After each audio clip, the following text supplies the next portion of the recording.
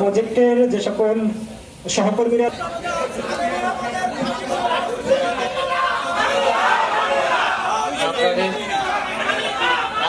আপনাদের উদ্দেশ্যে উপদেষ্টা মহোদয় দুটি কথা বলবেন, আপনারা ধৈর্য ধরে শোনেন।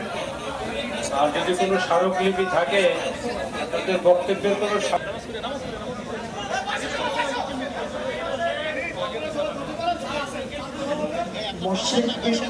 মসজিদ ভিত্তিক গণশিক্ষা কার্যক্রম এটা ৮ম পর্যায়ে অর্থ মন্ত্রণালয় অনুমোদন দিয়েছে এবং আমরা প্রকল্পের অধীনে করার জন্য ওনাদের কাছে রিকোয়েস্ট করেছি। আমার অতিরিক্ত সচিব আরেকজন উপসচিব ওই মিটিংয়ে উপস্থিত ছিলেন।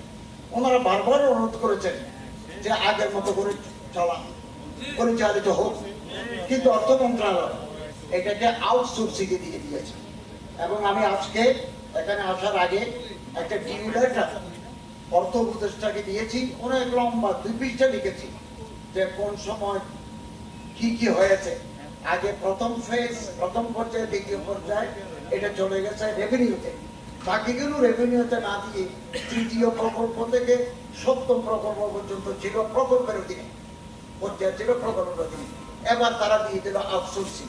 এবং আমি এটা আমাদের একটা অ্যাডভাইজার গ্রুপ আছে, অ্যাডভাইজার গ্রুপও খুব কড়া ভাষায় লিখেছি এবং অর্থ উপদেষ্টাকে সিল করেছেন। আমি এখানে থাকতেই স্বরাষ্ট্র উপদেষ্টা আমারে ফোন করেছেন যে আমরা আপনার সাথে আছি, এখন আমারে ফোন করলেন। এবং আমি আমাদের মাননীয় প্রধান উপদেষ্টা প্রফেসর ডক্টর ইউনূস সাহেবকে কিছুক্ষণ আগে টেক্সট করেছি যে এটাকে বাতিল করা হোক এবং আগের মতো প্রকল্পে রাখা হোক, যাতে আমাদের সমস্ত শিক্ষকরা সুন্দরভাবে শিক্ষা দান করতে পারেন।